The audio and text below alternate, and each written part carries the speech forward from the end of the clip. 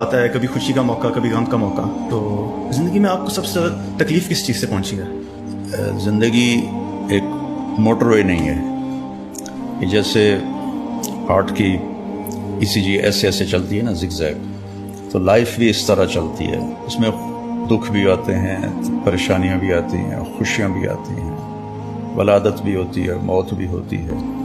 तो ज़िंदगी की असल तो जो खुशी अल्लाह ने रखी है वो जन्नत में रखी है, और ज़िंदगी भी असल अल्लाह ने जन्नत में रखी है। ये इम्तिहान की जगह है, यहाँ हर आदमी कोई ना कोई मसाइल फेस कर रहा होता है। तो मेरी ज़िंदगी शुरू से ही सफरी बन गई।